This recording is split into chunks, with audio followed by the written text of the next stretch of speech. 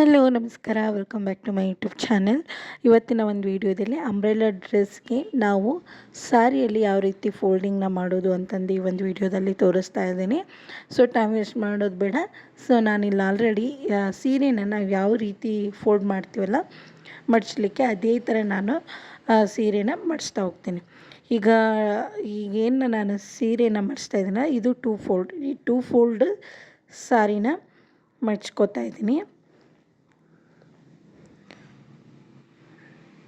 ಮಡ್ಚಿದ ಮೇಲೆ ಅದನ್ನು 4 ಫೋಲ್ಡಾಗಿ ಮತ್ತೊಮ್ಮೆ ಮಡಚಬೇಕು. ಮಡಚಿ ಈ ರೀತಿ ಕೆಳಗೆ ನಾನು ಇದಕ್ಕೆ ಸ್ವಲ್ಪ ಜಾಗ ಬೇಕು.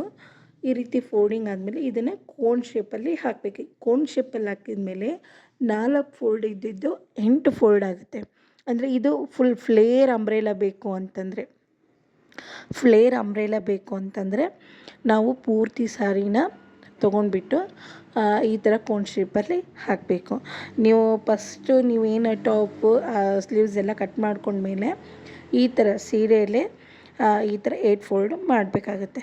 ನೀವೆಷ್ಟು ಫ್ಯಾಬ್ರಿಕ್ ಆದರೆ ಅಷ್ಟೇ. ಆಮೇಲೆ ಸ್ಯಾರಿ ಆದರೂ ಕೂಡ ಈ ಥರ ಫುಲ್ ಫ್ಲೇರ್ ಅಂಬ್ರೆಲಾ ಬೇಕು ಅಂತಂದರೆ 8 ಫೋಲ್ಡಿಂಗ್ ಮಾಡಬೇಕಾಗುತ್ತೆ. ನೋಡ್ತಾ ಇದ್ರಲ್ಲ ಈ ರೀತಿ.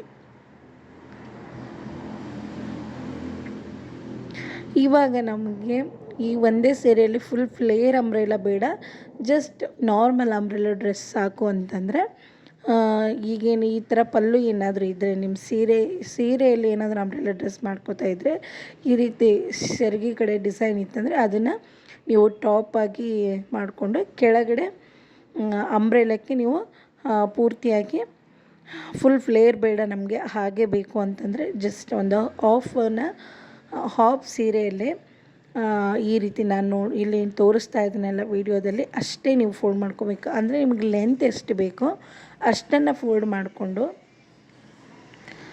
ಇದನ್ನು ವಾಪಸ್ ಈಗ 2 ಫೋಲ್ಡಲ್ಲಿ ಹಾಕಿದ್ದೀನಿ. ಈಗ ವಾಪಸ್ ಕೋನ್ ಶೇಪಲ್ಲಿ ಹಾಕಿದರೆ ಅದು 4 ಫೋಲ್ಡ್ ಆಗುತ್ತೆ. ಈಗ 4 ಫೋಲ್ಡ್ ಹಾಕಿ ಇದು ಅಂಬ್ರೆಲಾ ಡ್ರೆಸ್ ಕಟ್ಟಿಂಗಿಗೆ ನಿಮಗೆ ಆ ಕೋನ್ ಶೇಪಲ್ಲಿ ಎಷ್ಟಿದೆಯಲ್ಲ ಅಷ್ಟು ಉದ್ದ ಮೆಸರ್ಮೆಂಟ್ ಮಾಡಿಕೊಂಡು ನೀವು ಕಟ್ ಮಾಡ್ಕೋಬೇಕಾಗುತ್ತೆ.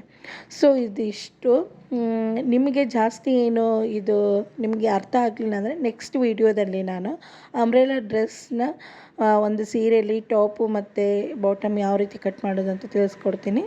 ಪ್ಲೀಸ್ ನಮ್ಮ ಚಾನಲ್ ಸಬ್ಸ್ಕ್ರೈಬ್ ಮಾಡೋದನ್ನು ಮರಿಬೇಡಿ. ಇನ್ ಕೇಸ್ ಈ ವಿಡಿಯೋ ಏನಾದರೂ ಇಷ್ಟ ಆದರೆ ಪ್ಲೀಸ್ ಶೇರ್ ಮಾಡಿ, ಹಾಗೆ ಸಪೋರ್ಟ್ ಮಾಡಿ ಅಂತ ಹೇಳ್ತಾ ಈ ವಿಡಿಯೋನ ಎಂಡ್ ಮಾಡ್ತಾಯಿದ್ದೀನಿ. ಎಲ್ರಿಗೂ ಥ್ಯಾಂಕ್ ಯು.